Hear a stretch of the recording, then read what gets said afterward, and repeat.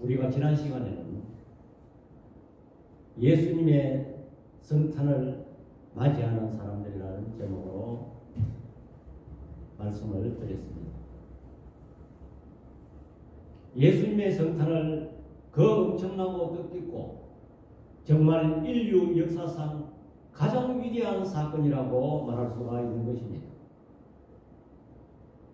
그렇기 때문에 우리가 서기 2024년이라는 것은 예수 그리스도의 탄생을 기점으로 해서 연도가 정해졌습니다. 왜 그럴까요?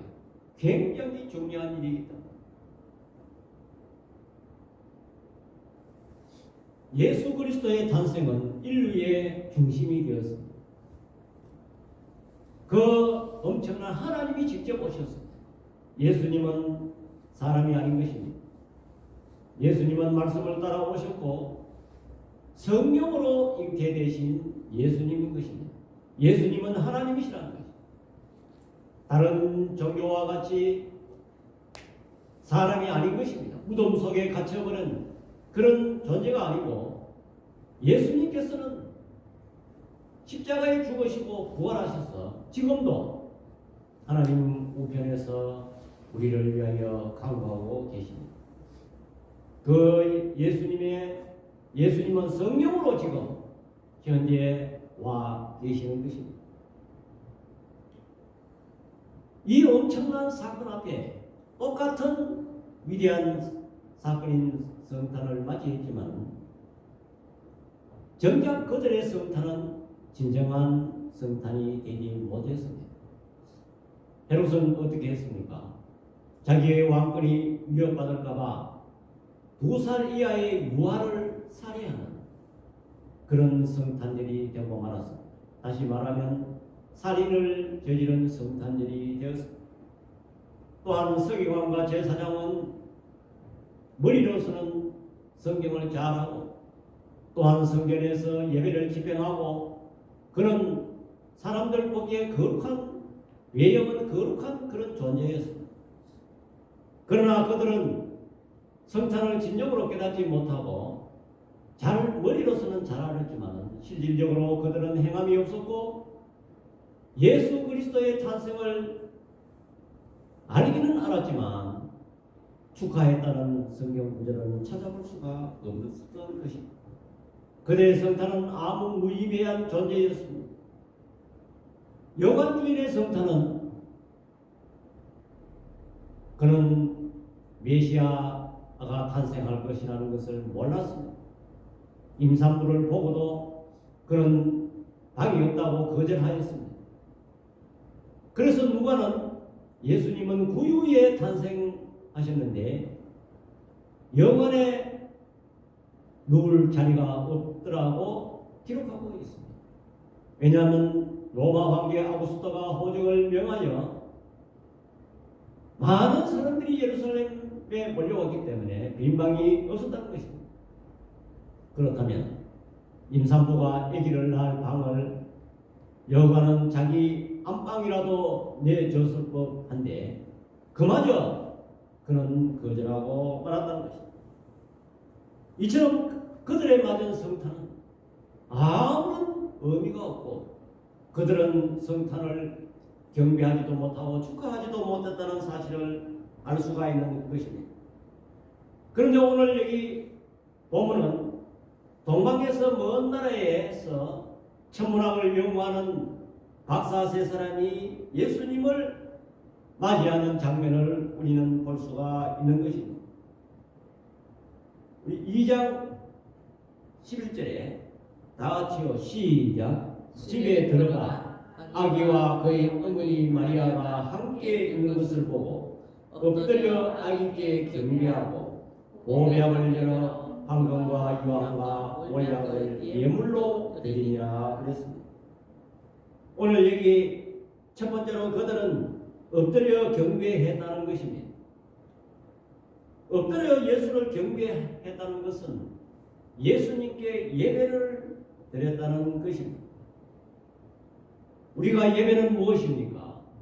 그냥 거치대로 오늘 주일이고 또 오늘 성탄절이니까 그냥 주일날이나 혹은 또 성탄절이나 그냥 왔어. 형식적으로 어떤 거치대로 우리가 예배를 드린다면 예배는 아무런 의미가 없는 것입니다.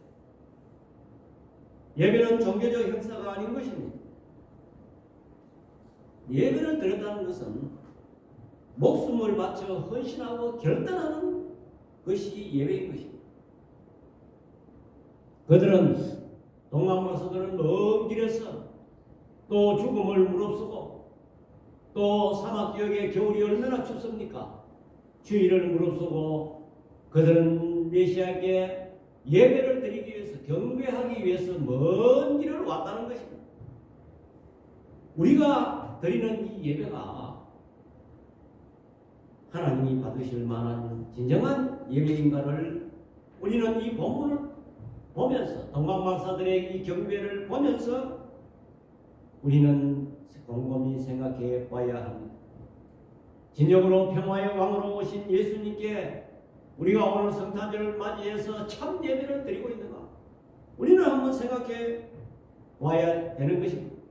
우리가 예배를 드린다는 것은 아이고 그저 오늘 성탄절이네, 오늘 주일이네 이래 하면서 아무런 준비 없이 그냥 빨리 시간만 때우고 내가 이 예배를 끝나고 뭘 할 것인가? 그 위에 우리가 곰곰이 하고 하기가 쉽습니다. 두렵고 떨리는 예배를 드리고 있는가? 내가 또 한 사람을 의식하고 예배를 드리는가? 내가 그 예배에 동의하고 자복하고 회개하는 심령으로 예배를 드립니다. 진정으로 내 죄를 위하여 내가 죽을 몸인데, 내가 죽을 영혼인데, 내가 나에게 영원한 생명을 주시기 위해서 예수님이 탄생하셨다는 것을 그것을 확실히 깨닫고 사모하고 우리가 예배를 드리고 있는가? 우리가 한번 좀 생각해 봐야 하는 것입니다. 또한 목사님의 말씀을 하나님의 말씀으로 받아들이고 사모하는 예배를 드리고 있는가? 우리는 한번 또 생각해 봐야 됩니다. 흔히들 우리는 아이고 나는 52주 다 드리고 또 수요 예배 드리고 새벽 기도까지 했는데요. 이렇게 우리가 생각할 수도 있습니다. 그러나 그 예배가 평화의 왕 구원자로 오신 예수님을 두렵고 떨리는 마음으로 예배를 드리고 있는가? 내가 드리는 예배가 하나님이 받으시는가? 우리는 이 동방박사들의 경비를 보고 우리는 생각해 봐야 되는 것입니다.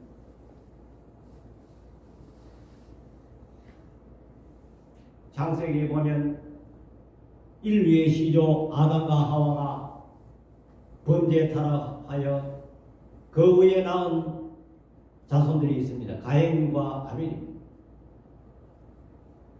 그들은 하나님 앞에 똑같은 제사를 드렸습니다. 똑같은 시기에 제사를 드렸습니다. 가인은 농산물 익은 곡식을 가지고 드렸고 아벨은 양을 잡아서 제물로 드렸습니다. 하나님께서 가인의 제사는 받지 아니하고 아벨의 제사는 받았습니다.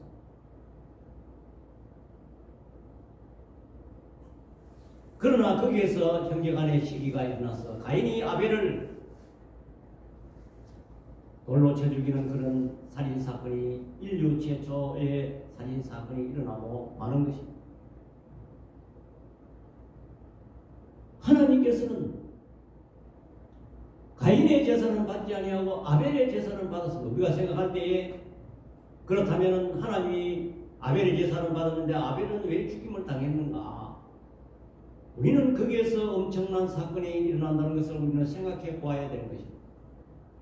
하나님이 받으시지 않은 그 가인은 그의 후손들은 이 성경에 다 기록을 해놨는데 보면 오늘 이 시간에 지금 다 설명을 못하지만 이 가인의 후손들은 몇 대 안 들어가서 흔적도 없이 살았습니다. 그러나 죽은 아벨의 대신 하나님께서는 셋을 주었습니다. 이 셋의 후손을 통해서 아담의 후손이 기록되고 거기서 인류의 모든 역사가 시작된 것을 우리는 알 수가 있는 것입니다. 과연 내가 드리는 예배가 하나님이 받으시는 예배인가? 하나님이 연락하시는 예배인가? 합당한 예배를 드리고 있는가? 우리는 예배에 대해서 생각해 볼 필요가 있는 것입니다. 오늘 본문을 보면서 우리는 동방박사의 그 경배했다는 그것을 우리는 교훈 삼아야 되는 것입니다. 바울은 로마서 12장 1절에 다 같이 시작. 그러므로 형제들아 내가 하나님의 모든 자비하심으로 너희를 권하노니 너희 몸을 하나님이 기뻐하시는 거룩한 산 제물로 드리라. 이는 너희가 드릴 영적 예배니라 그랬습니다. 너희 몸을 하나님이 기뻐하시는 거룩한 산 제물로 드리라는 것입니다. 우리의 몸은 이제는 우리 개인의 육신의 몸이 아닌 것입니다. 우리는 성전인 것입니다. 왜냐하면 예수 그리스도의 영이 우리의 마음속에 들어있기 때문에 우리는 거룩한 성전인 것입니다. 그렇기 때문에 우리는 거룩한 산 제물로 우리는 하나님 앞에 드려야 되는 것입니다. 그것이 드릴 영적 예배라고 바울이 말하고 있는 것입니다. 우리는 2024년 성탄절을 맞이 성탄절뿐만 아니라 우리가 모든 예배에 진정으로 하나님이 받으시는 하나님이 기뻐하시는 예배를 드리고 있는가? 우리는 한번 좀 생각해 봐야 되는 것입니다. 두 번째로 동방박사들은 예물을 드렸다는 것입니다. 마태복음 2장 11절에 보니까 아기께 경비하고 보배압을 열어 황금과 유황과 몰약을 예물로 드리니라 그랬습니다. 동방박사들은 그냥 오지 아니했다는 것입니다. 예물을 드렸다는 것입니다. 우리가 하나님 앞에 올 때에 우리는 빈손으로 그냥 오면 안 되는 것입니다. 왜냐하면 우리는 거기에서 반드시 물질의 희생이 따라야 되는 것입니다. 그냥 말로만 우리는 하나님 앞에 예배드리는 그것은 옳은 예배가 아닌 것입니다. 출애굽기 23장 15절 다 같이요. 너는 무교병의 절기를 지키라. 내가 내게 명령한 대로 아비멜의 정한 때에 이래 동안 무교병을 먹을지니 이는 그달에 내가 애굽에서 나왔으니라. 빈손으로 내 앞에 나오지 말지니라 그랬습니다. 이 동방박사들은 먼 길에 오면서 빈손으로 먼 길을 오는데 빈손으로 오기도 얼마나 불편하고 힘이 들겠습니까? 그런데 그들이 예물을 미리 정성껏 준비해서 가져왔습니다. 아기 예수가 탄생했는데 우리 지금 여기 주위에 무슨 가게가 없는가? 갑자기 흘레벌떡 와서 예물은 드려야 할 텐데 아무런 준비 없이 가게에 가서 그냥 물건을 사가서 그냥 드린 게 아니고 그들의 예물은 미리 출발할 때부터 준비했다는 것입니다. 준비된 예물이 얼마나 정성이 있었겠습니까? 바울은 고린도 교회 마게도니아 교회의 헌신과 준비된 헌금을 설명하였는데 고린도후서 9장 5절 다 같이 시작. 그러므로 내가 이 형제들로 먼저 너희에게 가서 너희가 전에 약속한 연물을 미리 준비하도록 권면하는 것이 필요한 줄 생각하였노니 이렇게 준비하여야 참 연물하고 억지가 아니니라 그랬습니다. 이 예루살렘 교회를 흉년이 들어서 예루살렘 교회를 돕기 위해서 바울이 각 지역에 헌금을 하기로 연락을 하고 모금을 했는데 이 마게도니아 교인들이 얼마나 준비를 하고 또한 그들이 힘껏 드렸는데 이 고린도 교회에 권면하기를 뭐냐니까 미리 헌금을 준비하라. 그냥 헐렁벌떡 우리가 주일 헌금 11조 내일 주일이네 이렇게 하면서 아무 준비 없이 호주머니에 있는 기나 무슨 은행에 가서 빼기나 했어. 그냥 바로 드리는 게 아니라. 또 마게도니아 교인들은 바울은 설명을 하기를 극한 가난 중에서도 풍성한 예물을 드렸다고 성경이 말하고 있는 것입니다. 고린도후서 8장 1절에서 5절에 보면 형제들아 하나님께서 마게도니아 교회들에게 주신 은혜를 우리가 너희에게 알리노니 환난의 많은 시련 가운데서 그들의 넘치는 기쁨과 극심한 가난이 그들의 풍성한 연물을 넘치도록 하게 하였느니라. 그랬습니다. 여러분, 우리가 헌금을 드릴 때에 내가 여유가 있어서 내가 통장에 잔고가 많고 그래서 이 빼가지고 헌금하는 것도 그것도 중요하지만 어려운 가운데 오늘 여기 마게도니아 교인처럼 많은 시련 가운데 그들이 또 힘에 극심한 가난이 있고 그들이 넘치는 기쁨과 극심한 가난이 그들의 풍성한 연물을 넘치도록 하게 하였느니라 그랬습니다. 이런 어려운 가운데 힘에 없도록 드리는 것이 굉장히 중요하다는 것입니다. 3절에 보니까 내가 증언하노니 그들이 힘대로 할 뿐 아니라 힘에 지나도록 자원하여 그랬습니다. 우리가 성경에 보기나 또 교회사를 보기나 하면 정말 어려운 가운데 물질을 드리는 사람이 엄청난 복을 받았습니다. 여러분, 미국을 건설한 청교도들 보십시오. 그들이 처음에 와서 추수감사절을 지킬 때에 1년 먹을 양식이 되지 않았습니다. 그럼에도 불구하고 그들이 하나님 앞에 감사했는 결과에 모자라는 가운데 드릴 때에 하나님이 엄청난 그들에게 복을 주셨다는 것입니다. 지금 미국이 전 세계를 먹여서 모든 부산력과 경제력을 지배하고 있습니다. 우리는 이것을 생각해 봐야 하는 것입니다. 또한 4절에 보니까 이 은혜와 성도 섬기는 일에 참여함에 대하여 우리에게 간절히 구하니 우리가 바라던 것뿐 아니라 그들이 먼저 자신을 주께 드리고 또 하나님의 뜻을 따라 우리에게 주었도다 그랬습니다. 그리고 오늘 여기 동방박사들이 드리는 황금과 유황과 몰약에는 의미가 있는 것입니다. 초대교회 교부인 오리게는 왕에게 드리는 예물로서 황금을 드렸고 몰약은 죽은 자에게 드린 예물이며 유황은 하나님께 드릴 예물이었다고 말하고 있는 것입니다.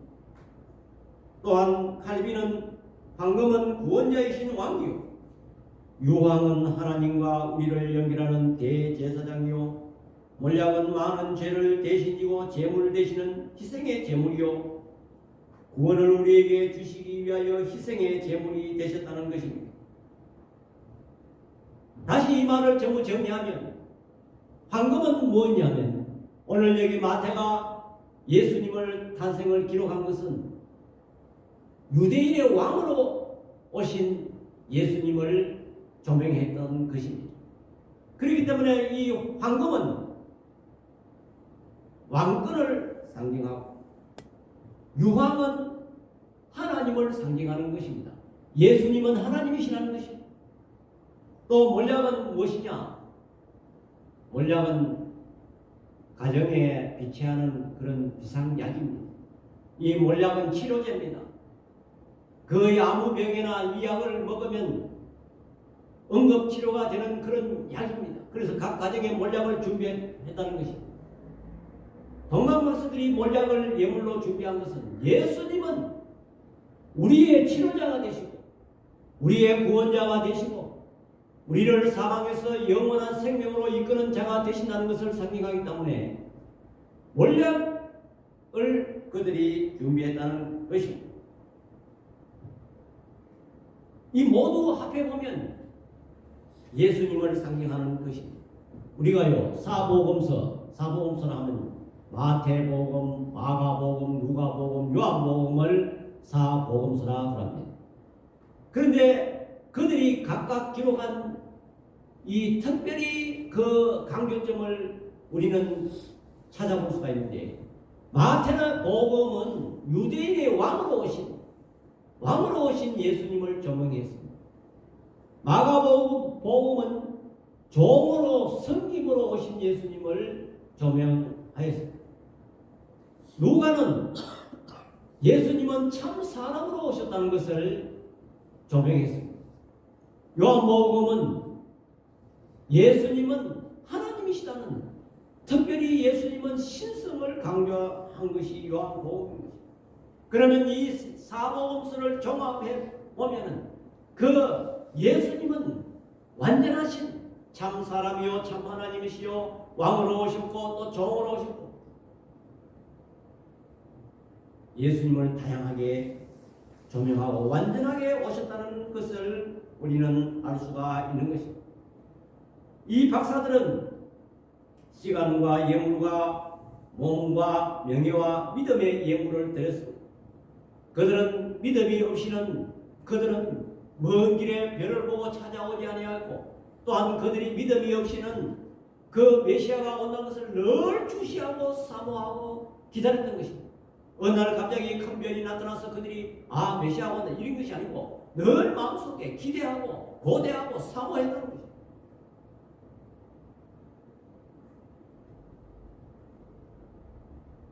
히브리서 11장 6절의 기자는요, 다 같이 시작. 믿음이 없이는 하나님을 기쁘시게 하지 못하나니 하나님께 나아가는 자는 반드시 그가 계신 것과 또한 그가 자기를 찾는 자들에게 상 주시니심을 믿어야 하리니라 그랬습니다.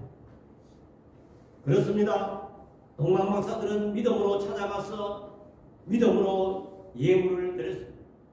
그들은 예물을 출발할 때부터 준비했다는 것입니다. 아이고 오늘 성탄절이네, 성탄 헌금해야 되겠네, 뭐 허주무이 뒤져가지고 갑자기 그러한 예물을 드리지 않았다는 것입니다.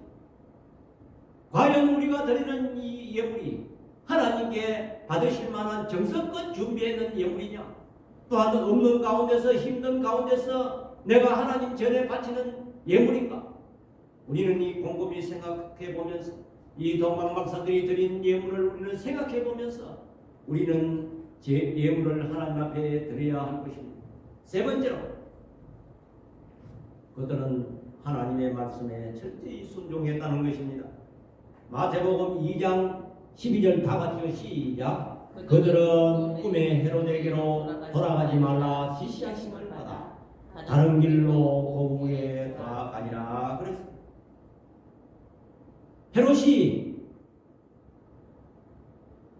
너희들이 가서 유대인의 왕이 낳는 것을 보고 경배하고 나서 나한테도 귀띔을 해달라. 내가 가서 나도 가서 경배하겠다 그랬습니다. 이것은 거짓말입니다. 만약에 그것을 알면 예수님을 살해할 그는 마음속에 품고 있었던 것입니다. 하나님께서 그들이 꿈에 헤롯에게로 돌아가지 말라고 지시함을 받았습니다. 그들이 다른 길로 고국에 돌아가니라 그랬습니다. 이것은 엄청난 것이 또 숨어 있는 것입니다. 왜냐? 우리가 보이는 환경에, 우리가 세상 권력에 우리가 순종하기 싫습니다. 왜냐하면 세상 권력이 만약에 왕의 말을 어긴다면 어떻게 됩니까? 자기는 또 목숨을 잃습니다. 우리는 흔히 세상 환경 앞에 하나님의 말씀보다 오히려 세상의 권력이나 세상에 내 어떤 손해볼까봐 싶어서 우리는 세상 말에 굴복하고 마는 것입니다. 그러나 동방박사들은 그렇지 않았다는 것입니다. 그들은 하나님의 말씀을 그들은 믿고 순종하고 적극 순종했다는 것입니다. 우리는 이 사실을 우리는 깨달아야 되는 것입니다. 왕의 명령보다 하나님의 말씀을 더 두렵게 생각한다는 것입니다. 오늘 우리는 어떻습니까? 세상의 환경이나 세상의 어떤 그것에는 순종하고 하나님의 말씀을 2번으로 몰아내는 그런 경우가 많습니다. 내 지금 형편이 이런데 하나님은 두 번째 자리를 차지하는 것을 굉장히 싫어하십니다. 하나님은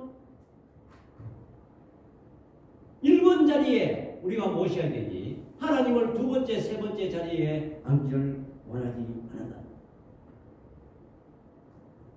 또한 그들이 지시에 하면 그대로 믿고 순종했다는 것입니다.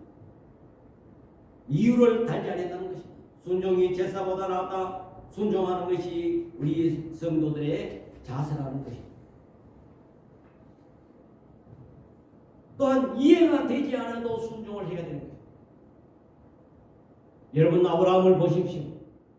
아브라함도 처음부터 그가 믿음이 있었는 사람이 아닙니다.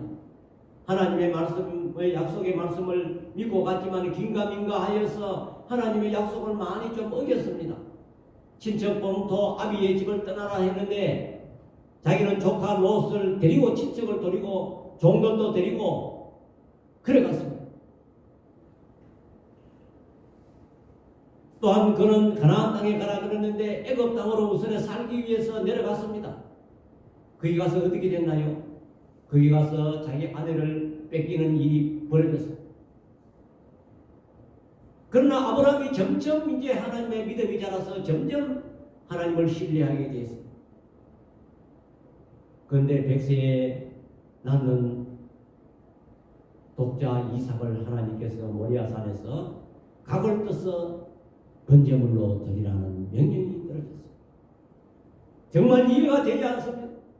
아니 100세에 낳는 아들인데 또한 이 자손을 통해서 하늘의 별과 땅의 모래와 같이 번성하리라는 하나님의 약속을 받았는데 아니 죽여서 제사를 드리라. 이해가 되지 않습니다.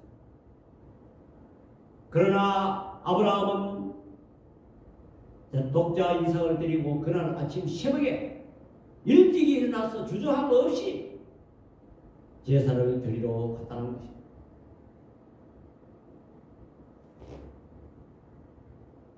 또한 우리는 당장 유익이 없어도 성령의 순종의 말씀이 떨어지면 우리는 즉각 순종해야 되는 것입니다.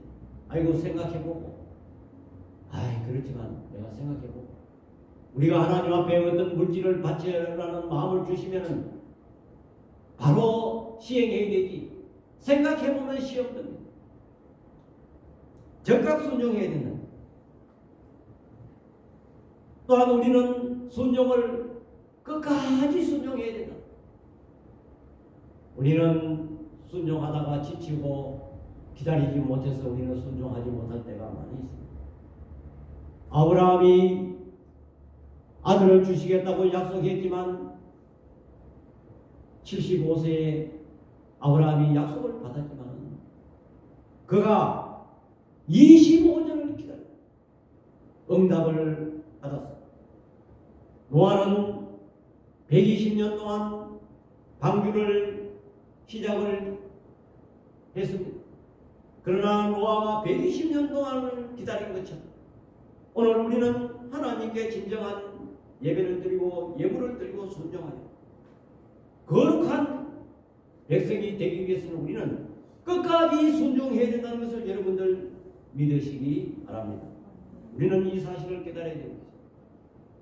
우리는 동방박사들이 하나님 앞에 성탄을 맞이하여 이렇게 경배하고 그들이 예물을 드리고 또 그들이 하나님의 말씀을 적극 순종한 것 같이 오늘 우리도 이 성탄절을 맞이하면서 서기관이나 제사장들처럼 또한 여관 주인들처럼 갖지 아니하고 또한 헤롯 대왕처럼 갖지 아니하고 동방박사처럼 진정한 성탄절을 맞이하여 우리 하나님께서 우리가 인도하심을 받고 2025년 키워드를 우리 교회는 예배의 목숨을 걸자 저는 이렇게 생각하고 있는 것입니다. 특별히 우리는 새 성경을 이제는 또 하나님께서 허락하셨습니다. 우리는 얼마나 우리가 예배를 우리가 꼭 주일날만 드리고 또 우리가 예배에 우리가 드리는 장소가 얼마나 우리가 또 고대했습니다. 하나님께서 새 성경을 허락하셨으니까 우리 새해는 우리는 하나님 앞에 예배의 목숨, 어떤 예배에 충실한 형식적인 예배가 아니고 오늘 여기 동방 박사들처럼 진정한 예배가 되는 한 해가 되기를 우리 다 같이 축원드립니다. 기도하겠습니다. 사랑의 아버지 하나님, 은혜와 사랑을 이 시간 감사를 드립니다. 우리는 해마다 맞이하는 성탄절을 형식적으로, 우리는 또 그냥 지나치기 쉽습니다. 그러나 아버지 하나님, 오늘 본문을 보니까 이 동방 박사들이 하나님 앞에 진정으로 성탄을 축하했다는 것을 우리는 알 수가 있는 것입니다. 그들은 아기 예수께 엎드려 경배했다는 것입니다. 또한 그들은 빈손으로 오지 아니하고 황금과 유황과 모략을 준비해서 하나님 앞에 정성껏 예물을 드렸다는 것입니다. 그런 세상 권력 앞에 그는 무릎 꿇지 아니하고 오직 하나님의 말씀에 적극 순종했다는 것도 우리는 알 수가 있습니다. 우리는 이 말씀을 깊이 깨닫고 우리는 이 성탄절을 맞이하여 또한 다가올 2025년을 맞이하여 우리는 새로운 것, 새로운 믿음으로 다짐하고 나아갈 수 있는 성탄절 되게 하여 주옵소서. 예수님의 이름으로 기도드립니다. 아멘. 찬송가 116장